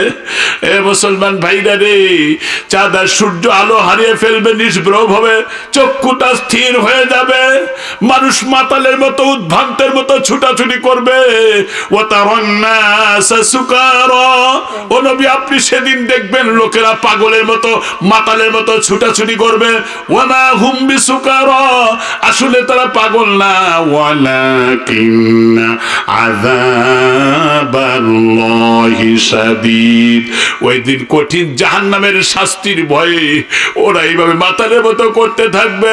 আল্লাহ পাক বলেন, ইযাস সামাউ ফাতারাত, আকাশ বিদীর্ণ হয়ে যাবে, ওয়া ইযাল কাওয়াকিবু তাসারাত, নক্ষত্রগুলো ছিটকে ছিটকে পড়বে, ওয়া ইযাল বিহারু ফুজ্জিরাত, সমুদ্রের পানিগুলো উদ্দীলিত হতে থাকবে, ওয়া ইযাল কুবুর বুসিরাত, এরপরে কবর থেকে লোকেরা পুনরুত্থান দিবসে উঠবে, ওয়া নুফিকা ফিস সূর ফাইদা হুম মিনাল আজদাসি ইলা রাব্বিহিম ইয়াসিলুন, যেদিন সিংহায় ফুৎকার দিয়ে আবার বিচারের সম্মুখীন করবে। মুসলমান, ওই কঠিন বিপদের দিনে লোকেরা যারা ইমানদার হবে, যারা দুনিয়ার জীবনে ঈমান আর আমলের পথে ছিল, এই মানুষগুলো কবরের পাশে দাঁড়ায় তারা চোখ মুছবে আর বলবে, ইয়া ওয়াইলানা মান বাআসানা মিন মারকাদিনা হাযা মা ওয়াদার রহমান। ওরা আফসোস করে বলবে, আল্লাহ কেবল একটু ঘুমাইছিলাম, কে আরামের ঘুম থেকে জাগায় দিল? জবাব হবে, হাযা মা ওয়াদার রহমান, আল্লাহ ওয়াদা দিয়েছিলেন কিয়ামত আছে। সুম্মা ইন্নাকুম ইয়াওমাল কিয়ামাতি তুবআসুন, কিয়ামত যে হবে, there is no doubt in it, এর মধ্যে কোনো সন্দেহ নাই। ওয়া সাদাকাল মুরসালুন, নবী রাসূল ওলামায়ে কেরাম যা বলেছিল তা সত্যই বলেছিল। আল্লাহু আকবার বলেন। যেই দিন অপরাধী লোকদের অবস্থা কেমন হবে, আল্লাহ পাক কুরআনুল কারীমে সূরা আস-সিজদার মধ্যে বলে দিলেন, ওয়ালাউ তারা ইযিল মুজরিমুনা নাকিসু রুউসিহিম ইনদা রাব্বিহিম। ও নবী, সেদিন দেখবে অপরাধী যারা, তারা মাথাটা নত করে ফেলবে ভীত সন্ত্রস্ত হয়ে, আর কি বলবে? ফারজি'না না'মাল সালিহান, ফারজি'না না'মাল সালিহান, আল্লাহ বা দুনিয়ায় পাঠা দাও, ভালো কাম করে আসি গা, নেক আমল করে আসি গা, ইন্না মুকিনুন, আয় আল্লাহ তোমার আনুগত্যশীল বান্দা হয়ে আসবো। আল্লাহ বলেন, আওয়ালাম নুআম্মিরুকুম, আমি কি তোদেরকে হায়াত নামক জিন্দেগি দিয়েছিলাম না? সেদিন কোথায় গিয়েছিলি? আজ আর তোকে অবকাশ দেওয়া হবে না। মুসলমান ভাইরা, সব ধ্বংস হয়ে যাবে, কিছুই থাকবে না। কুল্লু মান আলাইহা ফান ওয়া ইয়াবকা ওয়াজহু রাব্বিকা যুল জালালি ওয়াল ইকরাম, দুনিয়ার সব কিছু ফান ফান হয়ে যাবে, ধ্বংস হয়ে যাবে, থাকবে শুধু মহিয়ান গরিয়ান। কার নাম? জোরে বলেন, জোরে বলেন, কার নাম? আল্লাহ পাকের নাম থাকবে। আমার বাইরে জমিনটা ঝাঁকুনি মারবে, ইযা সুলজিলাতিল আরদু জিলজালাহা, জমিন প্রবল ঝাঁকুনি মারবে, ওয়া আখরাজাতিল আরদু আসকালাহা, জমিনে যা যা ছিল সব বেরিয়ে আসবে, কান্নাহুম জারাদুল মুতাশির, নরম মাটি পায়া যেমন সব বেরিয়ে আসে, ওইভাবে ভিতর থেকে সব বেরিয়ে আসবে। আমার মুসলমান বাইরে লোকেরা বলবে, ওয়াকালাল ইনসানু মা লাহা, কি হইল রে, কি হইল? ইয়াউমাইদিন তুহাদ্দিসু আখবারাহা, এই জমিন সমস্ত গোপন তথ্যগুলো আল্লাহর দরবারে ফাঁস করে দিবে।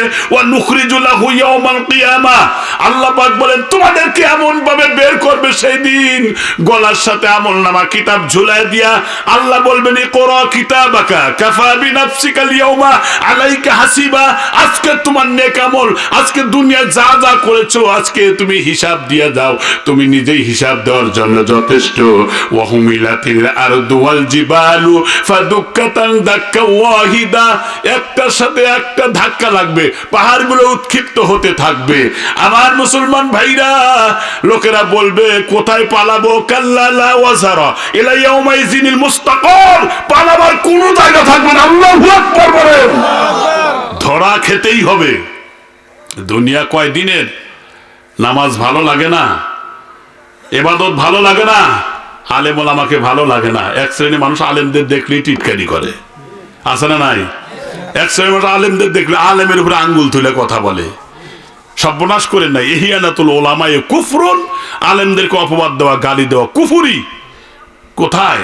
ইন্নাল্লাহা ওয়া মালাইকাতু আহলুস সামাওয়াতি ওয়াল আরদ হাত্তা নামলাতুন বিহুজুরিহা। রাসূল বলেছেন, আসমানে ফেরেশতারা, জমিনে যা আছে, গর্তের পিপিলিকা, নদী নালার মাছ পর্যন্ত আলেমদের জন্য দোয়া করে। আর এক শ্রেণী মানুষ আলেমদের মাজায় গরুর রশি দিয়ে বাঁধা, তারপরে পায়ে হাতে বেরি পরায়া আদালতে উপস্থিত করে জাতির সামনে হেউ করে। ঠিক কিনা ধরে কন? ঠিক কিনা? সেদিন বেশি দূরে নয়, আমার দেশে চোর আর ডাকাত, হাইজাকার আর মাস্তান আর যারা টপ টেরর, এদেরকে সম্মানে রাখা হয় আর আলেমদের মাথায় রশি লাগানো হয়। এটা জাতির জন্য কলঙ্কজনক অধ্যায়। Today and tomorrow wait and see, অপেক্ষা করতে থাকো। আলেমদেরকে বেইজ্জতি করার কারণে আল্লাহ তাআলার লানতের স্তবল তোমার গলায় পড়ে দিয়ে লাঞ্ছিত করে ইতিহাসের রাস্তা করে নিক্ষেপ করে দেওয়া হবে।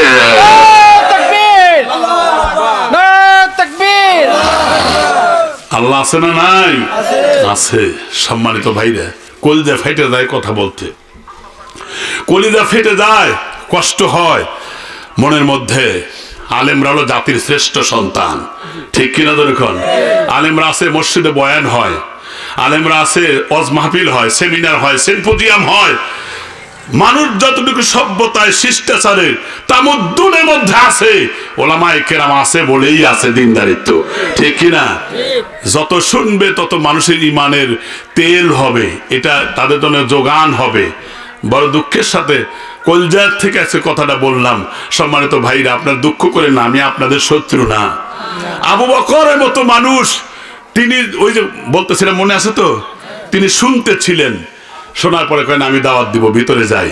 ভিতরে গেলেন আর বললেন, এতক্ষণ যা পড়লেন এর থেকে একটা শিক্ষা বের করবো, খেয়াল করবেন। এতক্ষণ যা পড়লেন শুনছি, এর চাইতে আপনি তওবা করে ইসলাম কবুল করেন, আল্লাহ আল্লাহ রসুলের দিকে আপনি ফিরে আসেন।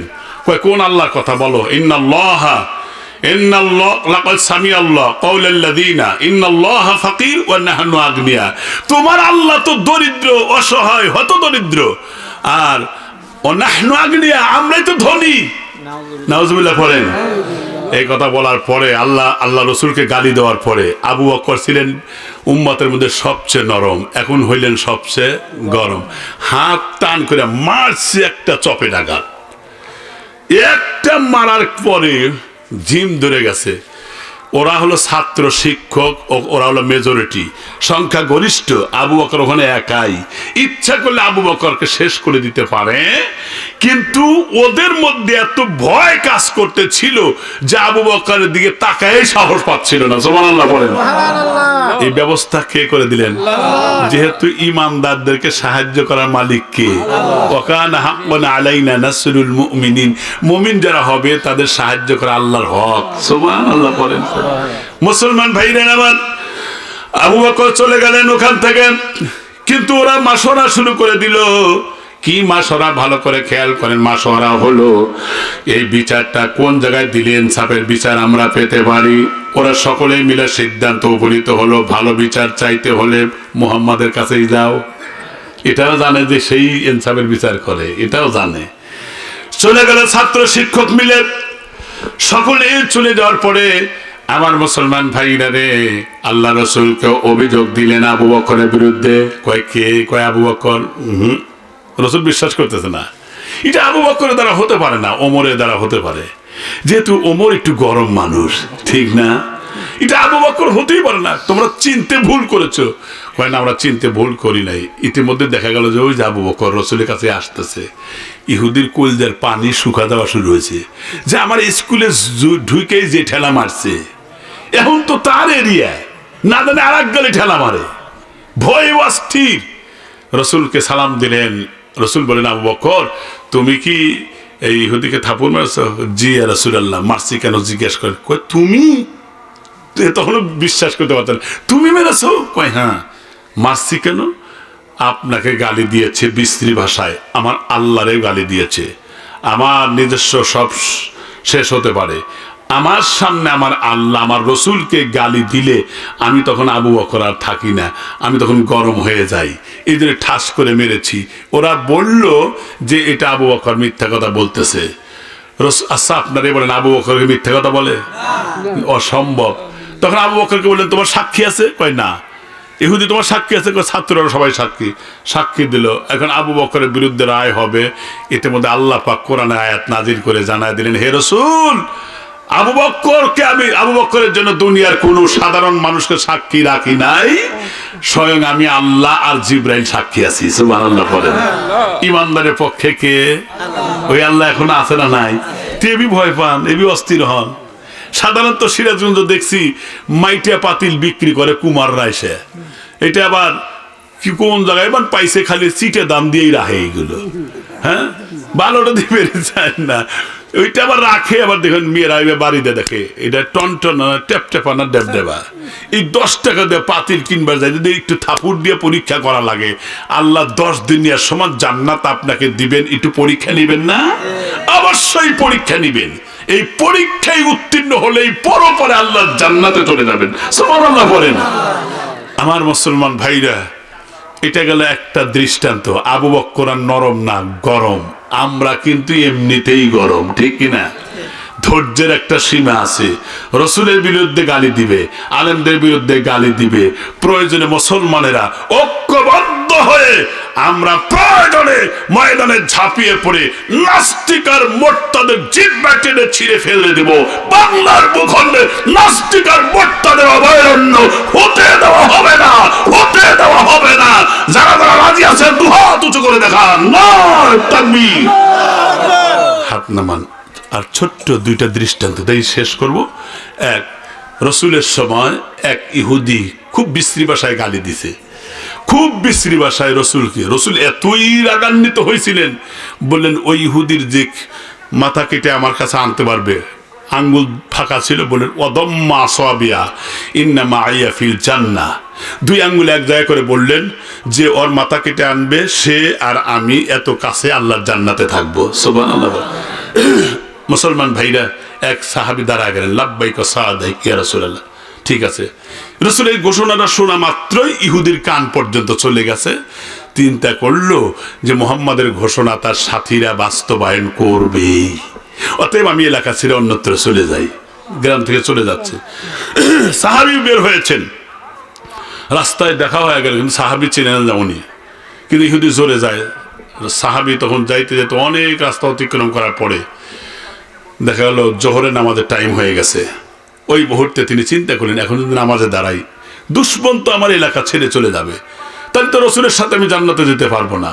এখন কি করা যায়? চিন্তা করতে করতে করতে করতে এক পর্যায়ে আল্লাহ নামাজ যদি না পড়ি নাফরমানি হয়ে যাবে, তাহলে তো সর্বনাশ। এখন কি করা যায়? তিনি নামাজেই দাঁড়ালেন, আল্লাহু আকবার। রুকু দেয়, আবার ফুসকি দিয়ে দেখে যে কোন দিকে যায়। সেজদা থেকে মাথা তুইলে সাহাবী আবার অন্যদিকে তাকায়। যদি এইভাবে নামাজ হয় না, কিন্তু এইভাবে করতেছিল, মানে রসুলের সাথে জান্নাতেও যেতে চায়, আল্লাহর হুকুমও ছাড়তে চায় না।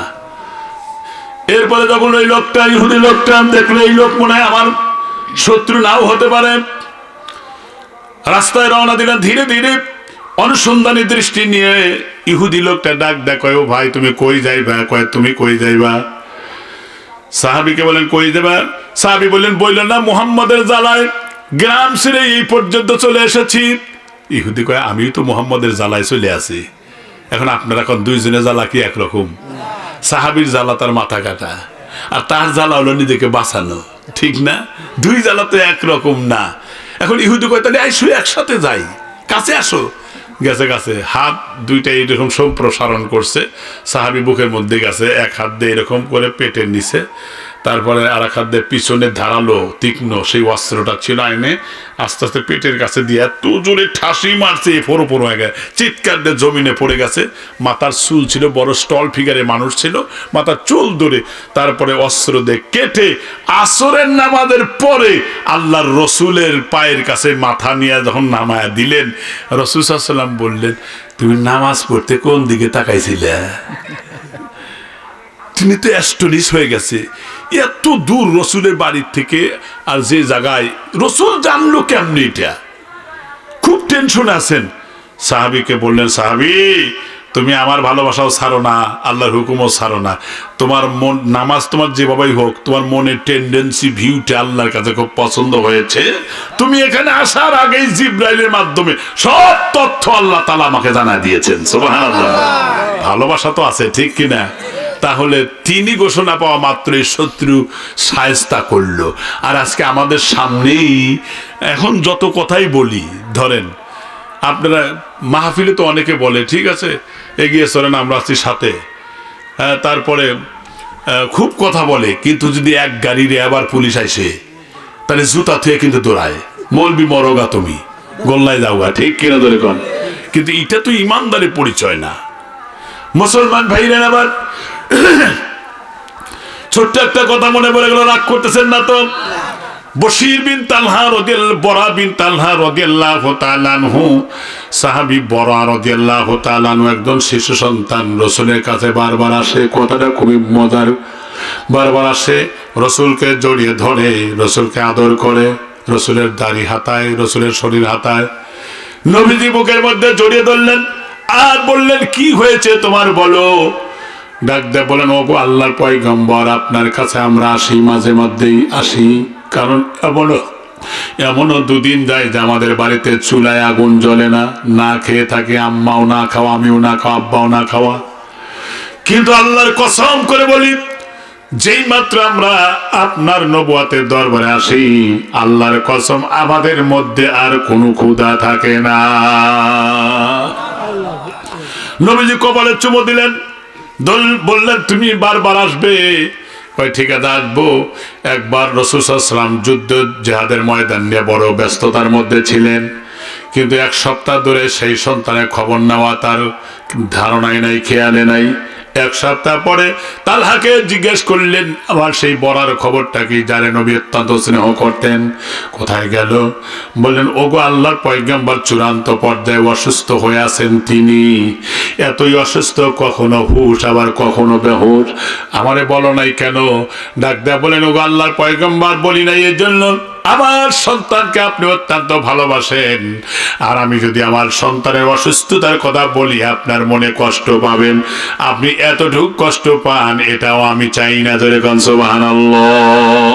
মুসলমান ভাইরা আমার কথাটা ভালো করে বুঝবেন। এরপরে যখন বিশ্বনবী বললেন, আগামী কালকে তোমার বাড়িতে তোমার সন্তানকে দেখতে আসতেছি, তুমি যাও। পরের দিন আল্লাহ রসুল বড় বড় সাহাবীদেরকে নিয়ে গেলেন, বাড়ির বাইরে থেকে আহ্বান করলেন, আমি কি এখন আসতে পারি নাকি? আওয়াজ দিলেন, ঠিক আছে ভিতরে প্রবেশ করেন। নবীজি ভিতরে প্রবেশ করে দেখলেন সেই বরা রাদিয়াল্লাহু তাআলা আনহু, সেই ছোট্ট সন্তান, তার শরীরের উপরে সাদা কাপড়। বললেন, এখনো কে জীবিত আছে? কয় আছে, কিন্তু হুশ নাই, দুদিন ধরে হুশ নাই। নবীজি সেই কাপড়টা সরালেন, মাথা থেকে পা পর্যন্ত আপাদ মস্তক আল্লাহ রসুলের হাতটা স্পর্শ করে দিলেন, আর বললেন, তোমার সন্তান যদি মারা যায় তাহলে আমাকে সংবাদ দিও, আমি নিজে গোসল দেওয়াবো, নিজে জানাজার ইমামতি করব, নিজেই কবরের মধ্যে এই জান্নাতের চড়াই পাখিকে আমি নামিয়ে দিব। মুসলমান ভাইরা আমার, নবীজি বললেন, আমি চলে গেলাম। এরপরে প্রায় একদিন পার হওয়ার পরে এই সন্তান ধীরে ধীরে ধীরে ধীরে তার সম্বিত ফিরে পেল, জ্ঞান ফিরে পেল। ঘরের মধ্যে তখন কেউ ছিল না। ডাক দেয়া বলেন, ও মা, কেউ আছো? লোক মা বাইরে থেকে আওয়াজ পেলেন, আমার সন্তান সুস্থ হয়েছে। ভিতরে প্রবেশ করলেন, এরপরে ঢুকেই বললেন, বাবা তুমি সুস্থ হয়েছো? কয় আগে বলো, এই ঘরের মধ্যে এত সুঘ্রাণ কেন বলো? এই ঘরে তো কখনো এত সুঘ্রাণ ছিল না, আজকে এত সুঘ্রাণ কিসের? ডাকতে বলেন, ছেলে রে, এই ঘরের মধ্যে বিশ্ব নবী এসেছিলেন তোমারে দেখতে। কয় নবীজি কি কিছু বলে গেছে নাকি? কয় হ্যাঁ বলে গেছে।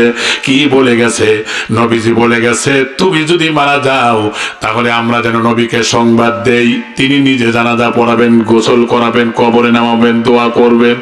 ছেলেটা ডাক দিয়ে বললেন আমার রাসূল যদি এই কথা বলে গিয়ে থাকেন আমি হয়তো বাঁচবই না, তবে আমার জীবনের শেষ মুহূর্তের ওসিয়ত হলো আমার যদি দিনের বেলায় মৃত্যু হয় তাহলে নবীকে সংবাদ দিও, আর রাত্রের বেলায় যদি মৃত্যু হয় নবীকে সংবাদ দিও না। এই কথা বলল। সত্যি সত্যি দুদিনের মধ্যে তিনি দুনিয়া থেকে বিদায় হয়ে গেলেন। আবার এক সপ্তাহ পরে আল্লাহ রাসূল ডাক দিয়ে বললেন সাহাবী তালহা রে তোমার সেই সন্তানের অবস্থা কেমন বলো? ডাক দিয়ে বললেন ওগো আল্লাহর পয়গম্বর আমার সেই সন্তান তো মারা গেছে, কয়েকদিন আগে মারা গেছে। নবী তখন কেঁদে ফেললেন হাত্তাইয়া বললেন হাইয়ুন, কাঁদতে কাঁদতে চোখের পানিটা দাড়ির উপরে পড়ে ভিজে যাচ্ছিল। আমারে বলো নাই কেন? আমি না বলেছিলাম। সাহাবী ডাকতে বললেন ও আল্লাহর রাসূল আমি তো বলতে চেয়েছিলাম আমার সন্তান আমারে ওসিয়ত করেছে রাত্রি বেলায় যদি আমার মৃত্যু হয় নবীকে সংবাদ দিও না। আমি জিজ্ঞাসা করেছিলাম কেন দিব না?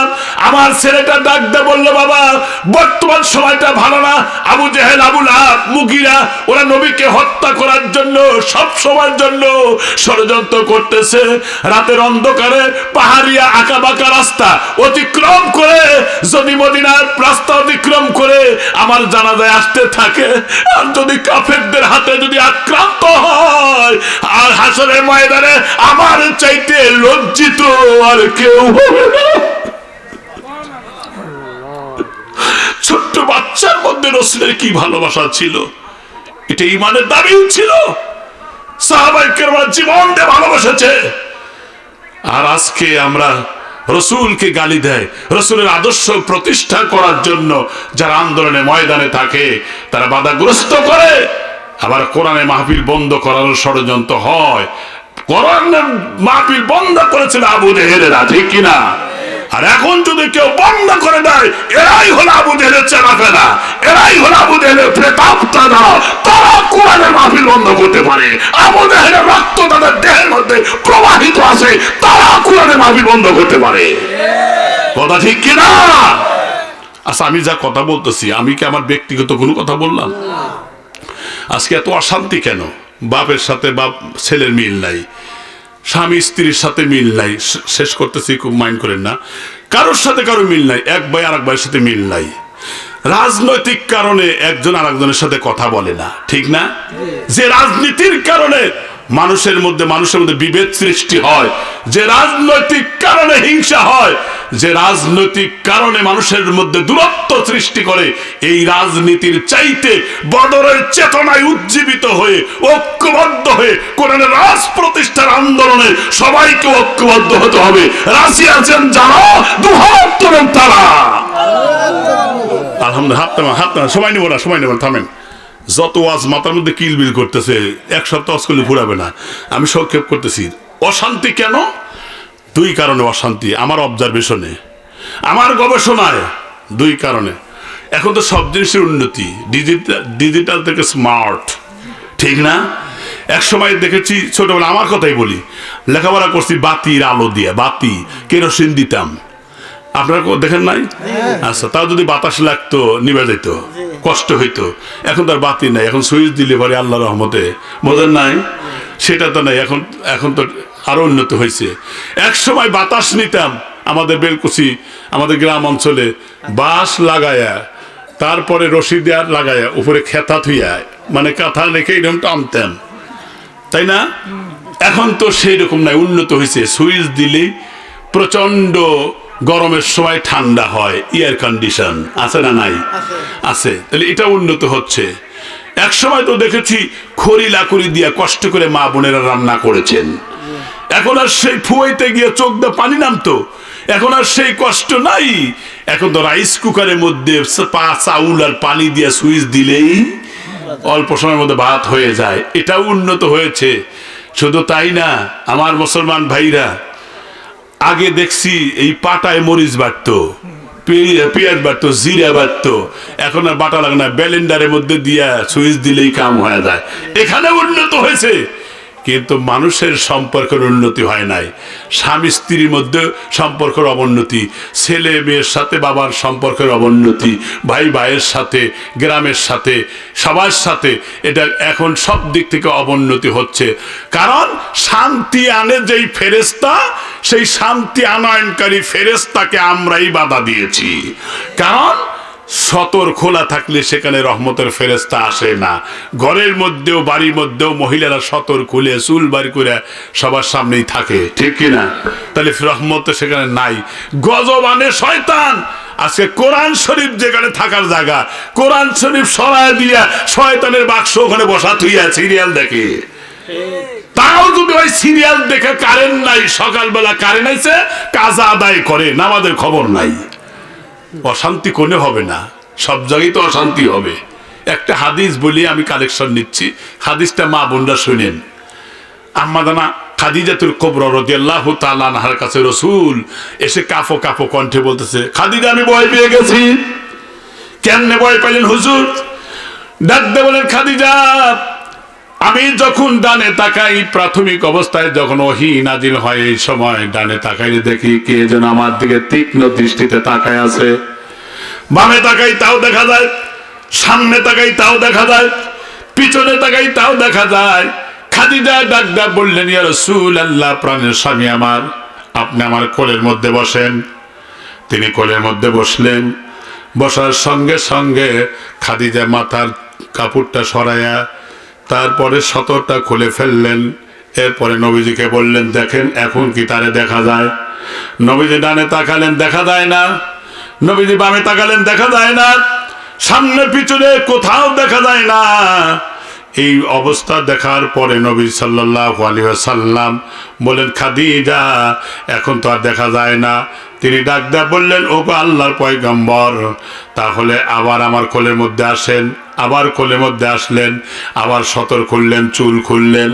চুল খোলার পরে এরপরে সতর খোলার পরে বললেন, দেখুন এখন দেখা যায় কিনা? কয় না, এখন দেখা যায় না। আবার মাথার চুল ঢাকলেন। এরপরে সতর যখন আবার ঢেকে রাখলেন, কয় দেখেন এখন দেখা যায় কিনা? এবার লক্ষ্য করে দেখলেন, হ্যাঁ তোমার চুল যখন খোলো, সতর যখন খুলে ফেলাও, তখন তো আর দেখা যায় না। মুসলমান ভাইরাদি, খাদিজা সান্ত্বনা দিয়া বললেন, আপনার কোনো ভয় নাই, কারণ আমি যখন সতর খুলে রাখি তখন আর রহমতের ফেরেশতা আসে না, আর যখনই আমি ঢেকে রাখি তখন রহমতের ফেরেশতা আসে। যিনি আসে উনি হলো আল্লাহ পাকের ফেরেশতা। যেরকম সুবহানাল্লাহ। আজকে ঘরের মধ্যে সতর খোলা থাকে, আবার সিরিয়াল চলে, পূর্ণ দৈর্ঘ্য ছায়াছবি চলে। এই জন্য রহমত ঘরে নাই, বাপ বেটার সাথেও মিল নাই, ঠিক কিনা? যেরকম স্বামী স্ত্রীর মধ্যে মিল নাই। রাসূল বলেছেন, যে নারী মাথার চুল খুলে বেপর্দা হয়ে রাস্তাঘাটে চলে, সে জাহান্নামে যাবে।